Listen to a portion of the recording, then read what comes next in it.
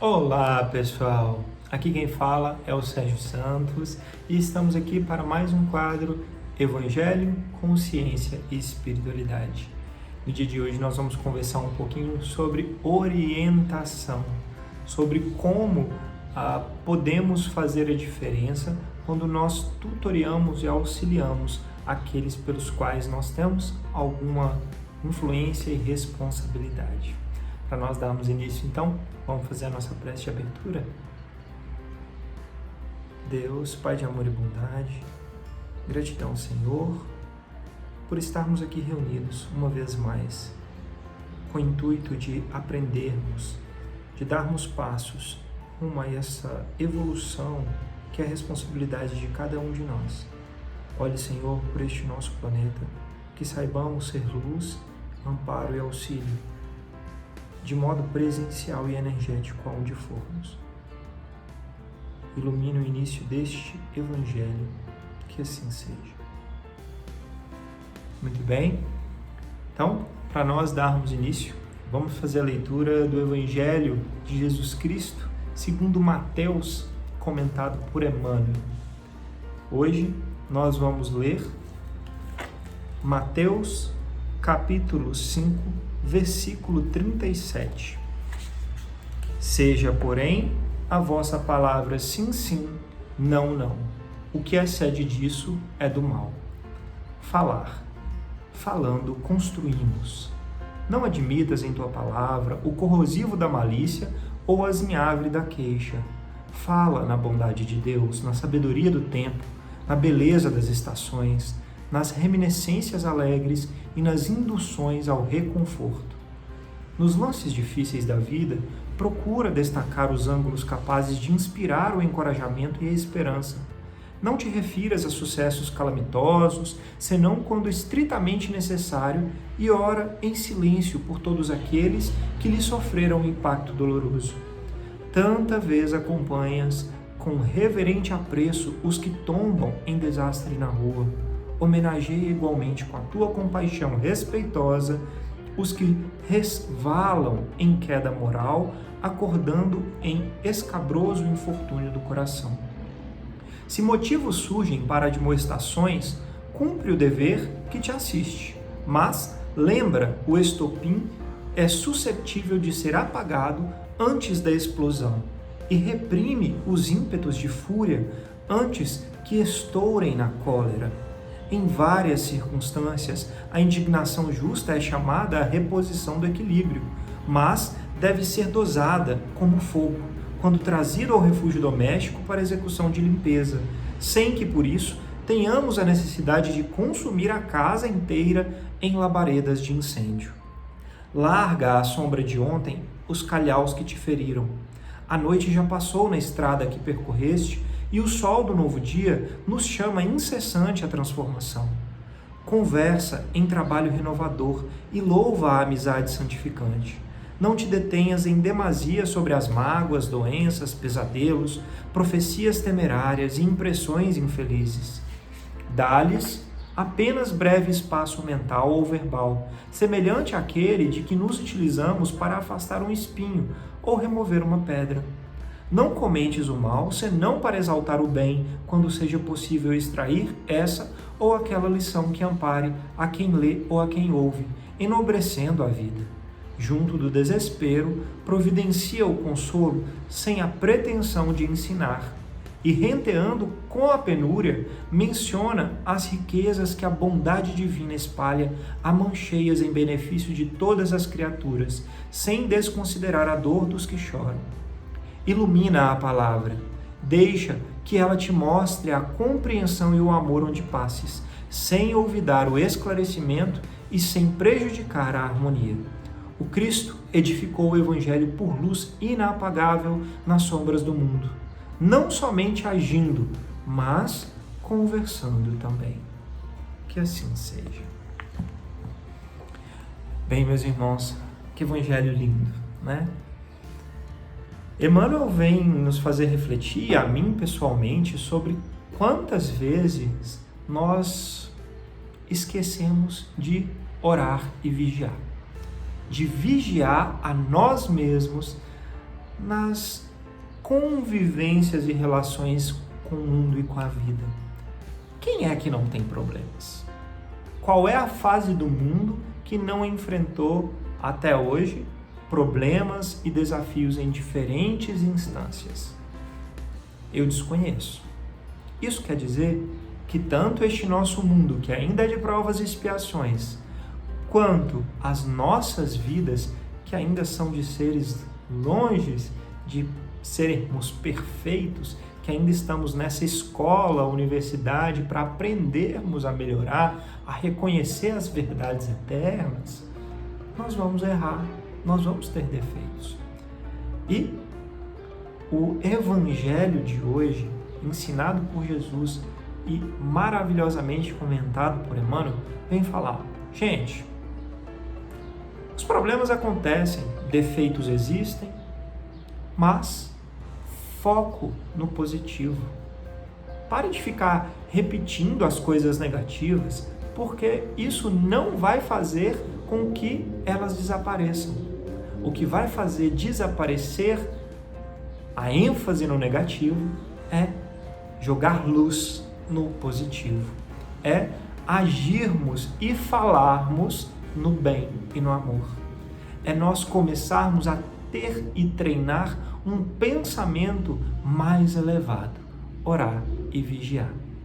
E assim a gente começa não só a melhorar a nossa intimidade, o nosso pensamento, os nossos sentimentos e sensações, mas a gente começa a ser mais luz para aqueles que nos cercam, aonde nós formos. Comecemos a refletir um pouquinho a luz que Deus emana para todos nós.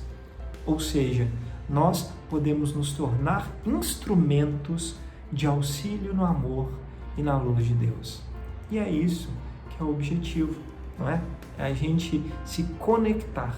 Essa vida, que é uma passagem rápida, só faz sentido para a nossa evolução e comunhão com o Pai, com o todo, com o nosso Deus. Tá bom? Então, vigiemos a nossa fala, o nosso pensamento e as formas de nós estimularmos e nos expressarmos com relação àqueles que convivem e estão ao nosso redor. Para darmos continuidade, vamos então dar para a leitura do livro Jesus no Lar, ditado pelo Espírito Nélio Lúcio e psicografado por Chico Xavier. O tópico de hoje é o tópico 18, a bênção do estímulo. A bênção do estímulo. Comentavam os aprendizes que a verdade constitui dever primordial, acima de todas as obrigações comuns, quando Filipe afiançou que, a pretexto de cultuar-se a realidade, ninguém deveria aniquilar a consolação.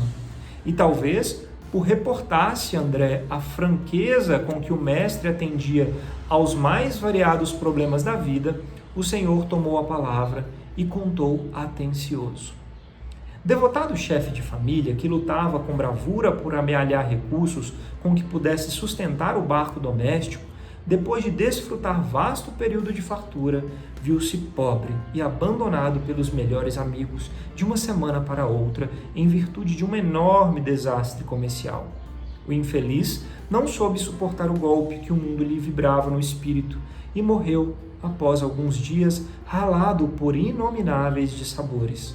Entregue a si mesma ao pé dos 6 filhos jovens, a valorosa viúva enxugou o pranto, reuniu os rebentos ao redor da velha mesa que lhe restava e verificou que os moços amargurados pareciam absolutamente vencidos pela tristeza e pelo desânimo. Cercada de tantas lamentações e lágrimas, a senhora meditou e em seguida dirigiu-se ao interior, de onde voltou sobraçando pequena caixa de madeira, cuidadosamente cerrada, e falou aos rapazes com segurança: meus filhos, não nos achamos em tamanha miserabilidade. Neste cofre possuímos valioso tesouro que a providência paternal lhes deixou. É fortuna capaz de fazer a nossa felicidade geral, entretanto, os maiores depósitos do mundo desaparecem quando não se alimentam nas fontes do trabalho honesto e produtivo. Em verdade, o nosso ausente, quando desceu ao repouso, nos empenhou em dívidas pesadas. Todavia, não será justo o esforço para resgatá-las com a preservação de nosso precioso legado? Aproveitemos o tempo melhorando a própria sorte. E se concordam comigo, abriremos a caixa mais tarde, a menos que as exigências do pão se façam insuperáveis. Belo sorriso de alegria e reconforto apareceu no semblante de todos. Ninguém discordou da sugestão materna. E no dia seguinte, os 6 jovens atacaram corajosamente o serviço da terra. Valendo-se de grande gleba alugada, plantaram o trigo com imenso desvelo em valoroso trabalho de colaboração. E com tanto devotamento se portaram que, fim dos 6 anos, os débitos da família se achavam liquidados e enorme propriedade rural fora adquirida em nome do pai, coroado de novo pela honra justa e pela fortuna próspera. Quando já haviam superado de muito os bens perdidos pelo pai, reuniram-se certa noite com a genitora a fim de conhecer o legado intacto. A velhinha trouxe o cofre com inexcedível carinho, sorriu satisfeita e abriu-o sem grande esforço. Com assombro dos filhos, porém, dentro do estojo, encontraram somente um velho pergaminho com as belas palavras de Salomão. O filho sábio alegra o seu pai, mas o filho insensato é a tristeza de sua mãe. Os tesouros da impiedade de nada a aproveitam. Contudo, a justiça livra-nos da morte no mal. O Senhor não deixa com fome a alma do justo.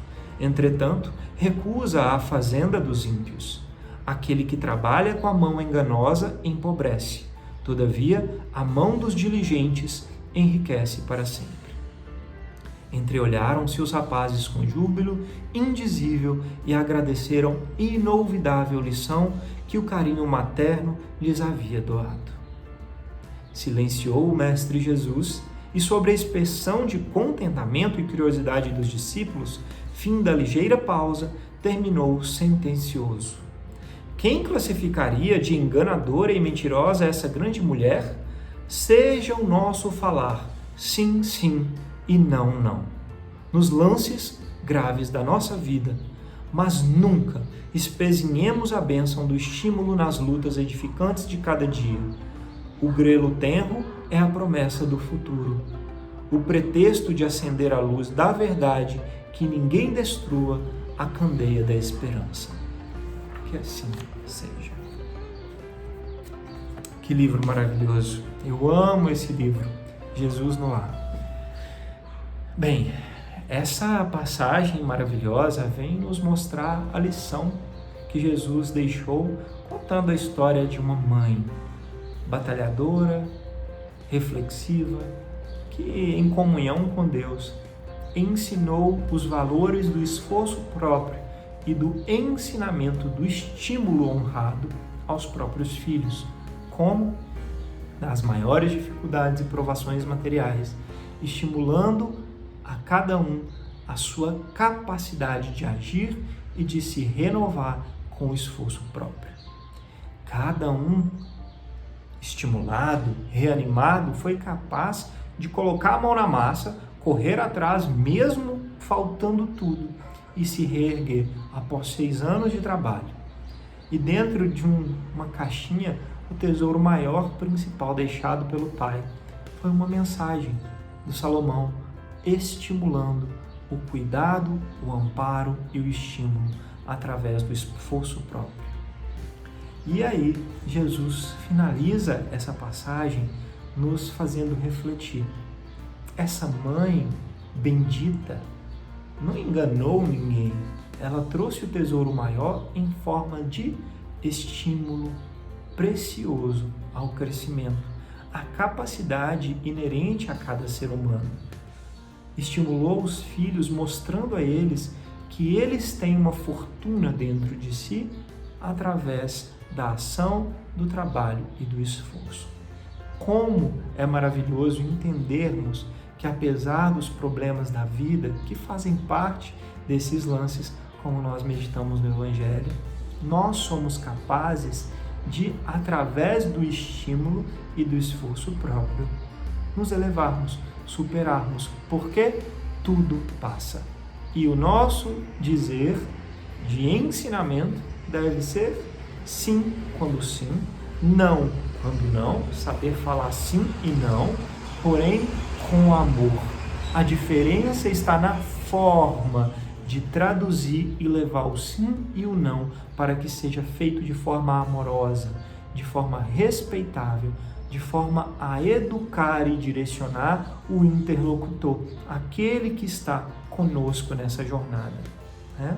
E dentro deste contexto bonito, né, nós vamos trazer hoje também o nosso artigo científico que corrobora a importância dos estímulos paternos, maternos, dos cuidados dos tutores, ou seja, quem for na vida dos adolescentes para se tornarem adultos. Então, dentro deste contexto, o título do artigo científico de hoje é o seguinte: Orientação para o cuidado do adolescente e desenvolvimento positivo na idade adulta. Esse artigo ele foi publicado no journal ou na revista que tem como título Journal of Adolescent Health, ou seja, revista ou jornal da saúde adolescente. E esse artigo científico tem como autores a primeira autora, Adelise Hutchinson, e o último autor, o Craig Olson, ambos pesquisadores da Austrália. Muito bem.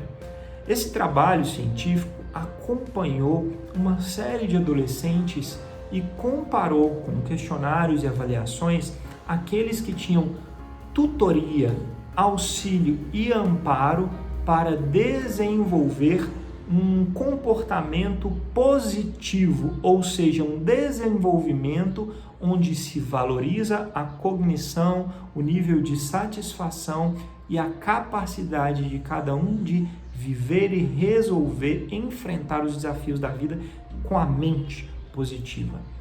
E quando se comparou os adolescentes que receberam esses estímulos e depois foram reavaliados e comparados com adultos jovens, se observou que todos aqueles que tiveram essa orientação, essa tutoria, esse direcionamento positivo, ou seja, como o Evangelho nos disse, estímulo para o bem, tiveram uma capacidade na vida adulta jovem de resolver e direcionar sua vida de uma forma muito mais satisfatória, equilibrada, com menos problemas mentais de ansiedade, ou seja, uma vida mais positiva, né? De fato, uma vida que não quer dizer ausência de problemas, mas que sim tem a ver com a capacidade desses adolescentes que aprenderam a achar as formas de lidar com cada desafio dessa jornada.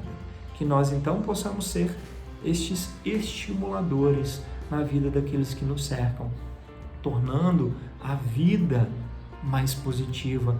Como o Evangelho bem disse, deixemos de falar tanto sobre as coisas ruins e negativas e de cultivar em nós mesmos os pensamentos negativos, porque esses trazem coisas ruins e problemas de saúde para a nossa vida. Sejamos mais focados no bom, na instrução do amor, no auxílio e no amparo. Tá?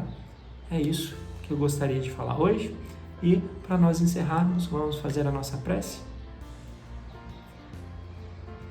Deus, Pai de amor e bondade, gratidão imensa por esse ensinamento que é tão necessário nos momentos de turbulência que muitas vezes o mundo passa.